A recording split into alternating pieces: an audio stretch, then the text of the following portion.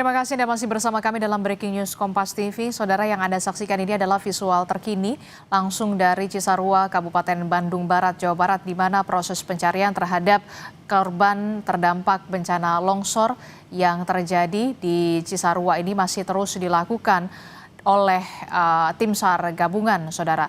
Tim SAR gabungan saat ini masih berjibaku untuk melakukan pencarian terhadap korban longsor. Setidaknya ada 27 korban yang sampai saat ini masih dicari. Dan tebalnya material longsoran tentu menjadi tantangan tersendiri bagi tim SAR gabungan untuk mencari korban hingga saat ini. Ditambah lagi faktor cuaca yang saat ini tengah turun hujan di wilayah Cisarua. Ini juga menjadi tantangan tersendiri bagi tim SAR gabungan untuk mencari korban, saudara. Sebelumnya di hari kemarin ada 50 kantong jenazah yang sudah diserahkan oleh ke pos DVI dan 36 korban sudah teridentifikasi.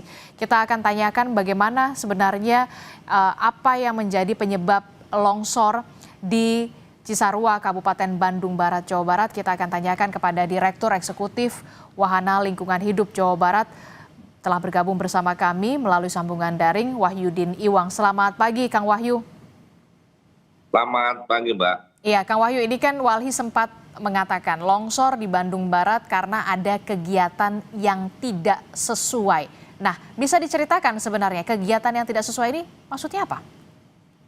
Ya, pertama saya ingin menyampaikan, Mbak, bahwa faktor ya dan pemicu.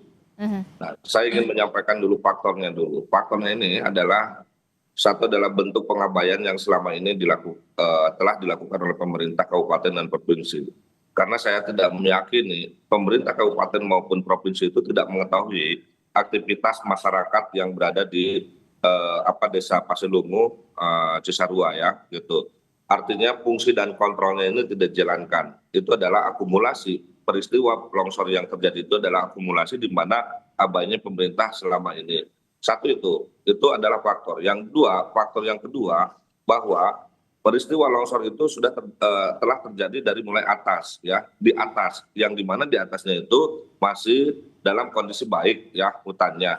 Tapi perlu diketahui bahwa kawasan tersebut itu di bawah pengelolaan perhutani, yang dimana perlu dicek apakah ada kegiatan perhutanan sosial di situ ataukah HDPK di situ atau tidak, yang bisa saja mengalih fungsikan yang tadinya tanaman keras gitu ya, yang tadinya tanaman keras ke tanaman MPTS. Yang ketiganya ada faktor di mana pohon itu jenuh ya, dan tanah pun juga jenuh, di mana ketika cuaca ekstrim dan intensitas ekstrim dia akan mengalami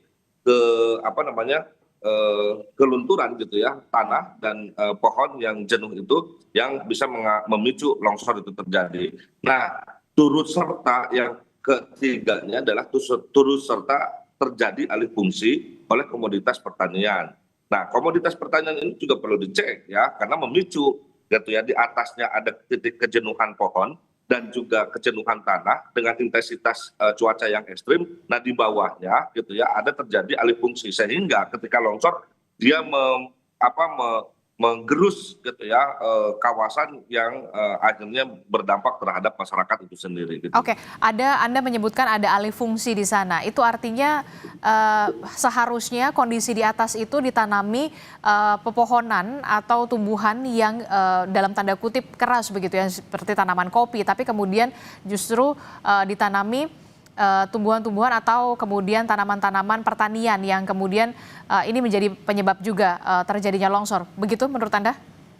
Ya, itu faktor pemicu yang begitu besar ya, menyebabkan 30 hektar gitu ya longsoran ini terjadi.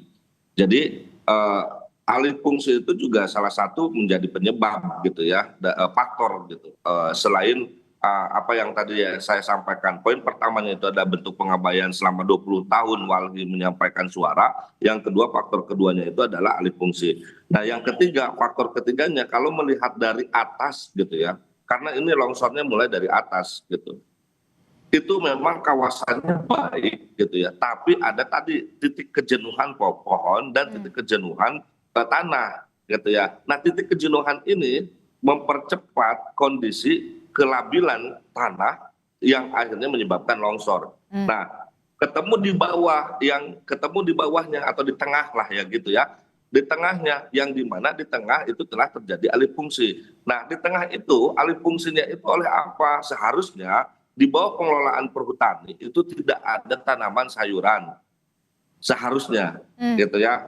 Di bawah perhutani itu tidak harus ada tanaman sayuran atau bunga-bunga, apalagi tanaman sayuran ini itu dalam jenis kategori paprika yang dihadirkan dari luar negeri kan gitu. Hmm. Nah, artinya ini patut dicurigai apakah di belakang masyarakat itu ada pemodal yang selama ini juga dibiarkan atau seperti apa? Karena saya tidak setuju kalau misalnya masyarakat yang dikambing hitamkan gitu ya. Masyarakat itu bisa saja gitu ya menjadi buruh tani. Ada pemodal yang masuk sehingga sekian lama gitu ya terus melakukan perambahan untuk komoditi sayuran yang di bawah pengelolaan perhutani yang seharusnya itu tidak boleh. Yang kedua, di bawah pengelolaan perhutani itu ada saat ini itu sedang marak sekali ada kegiatan perhutanan sosial. Apakah di situ ada kegiatan perhutanan sosial atau tidak? Kalau ada, saya yakin peralihan fungsi itu dilegitimasi oleh perhutani gitu ya.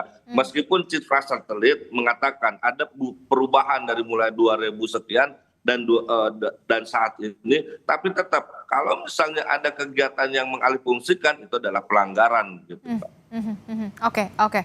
Termasuk juga soal ini, dari data Walhi, kawasan yang terimbas atau terdampak dari bencana longsor ini memang semestinya tidak ada permukiman di sana, hanya ada seharusnya lahan pertanian dan pertaniannya kemudian tanaman-tanaman keras begitu. Ya, kalau ditanya apakah layak permukiman ada di situ atau tidak, seharusnya Badan Geologi, Mbak, yang menetapkan itu. Karena apa?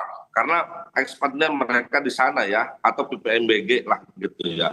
Tapi kan gini, pesatnya pertumbuhan penduduk itu tentu akan mempengaruhi terhadap alas hak yang kemudian masyarakat inginkan kan gitu. Ini juga bentuk di mana ketidakhadiran pemerintah ketika jumlah penduduk meningkat. Harusnya ada penataan ruang yang baik, mana yang boleh atau mana yang tidak. Bahkan diperkuat dengan keluarnya Badan Geologi. Biasanya di Kemiri 45% itu tidak harus ada 45% ke atas ya, tidak harus ada pemukiman. Karena kerentanan di mana Jawa Barat itu memiliki kerentanan bencana yang tinggi, itu tidak disarankan. Nah ini makanya kenapa saya tadi katakan nomor pertama itu adalah bentuk pengabaian yang selama ini dibiarkan dan masyarakat terus naik gitu ya ke kawasan yang dimana kawasan itu berada di wilayah pengelolaan perhutani itu dibiarkan. Kalau misalnya bupati atau gubernur tidak tahu, itu seharusnya perhutani tahu karena perhutani di bawah pengelolaan perhutani. Kenapa masyarakat terus-terusan gitu masuk ke kawasannya gitu? Kalau misalnya masuk ke kawasannya kan bisa ditegur. Jangan-jangan mungkin bisa patut diduga perhutani menyewa-nyewakan gitu ya kepada masyarakat, kepada pemodal sehingga tutup mata yang akhirnya terjadi alih fungsi itu sendiri gitu, Mbak. Oke, dari penjelasan yang Anda katakan tadi, terakhir apa yang masukan yang bisa diberikan oleh Walhi kepada Pemprov Jawa Barat termasuk juga Pemkab Bandung Barat, singkat saja terkait dengan bencana longsor yang menimpa wilayah Cisarua dan banyak sekali menewaskan warga di sana? Mbak, saya tidak berharap bahwa statement saya ini dalam kategori siapa yang salah dan yang benar. Tapi yang terpenting kalau memang kita cinta terhadap alam dan nyawa manusia, sudah seharusnya tidak harus gimmick-gimmickan. Artinya rekomendasi yang kami keluarkan itu adalah salah satunya audit lingkungan, karena itu harga mati untuk memastikan daya dukung, daya tampung itu masih layak atau tidak di wilayah kawasan Bandung Utara yang meliputi KBB, Kota Cimahi, Kota Bandung dan Kabupaten Bandung. Yang kedua, jalankan penegakan hukum. Dan yang ketiga itu adalah upaya pemulihan dan perbaikan itu harga mati yang harus dilakukan oleh semua pihak, yang harus diliding oleh pemerintah. Dan yang terakhir, yang paling penting, karena izin dapat keluar itu adalah rujukannya RT RW, maka revisilah segera RT RW dan kembalikan fungsi kawasan termasuk yang Cisarua itu tidak layak untuk pemukiman, bahkan untuk tidak layak untuk pertanian, bahkan untuk pemukiman, sehingga tingkatkan status fungsinya untuk kawasan lindung sebagai daya serap air, sebagai tangkapan air, dan sebagai penyelamat untuk masyarakat di bawahnya. Oke, baik. Terima kasih Direktur Eksekutif Wahana Lingkungan Hidup Jawa Barat, Kang Wahyudin Iwang telah bergabung bersama kami dalam Breaking News Kompas TV. Sehat selalu, Kang Wahyudin. Selamat pagi. Assalamualaikum. Terima kasih Mbak, sama-sama.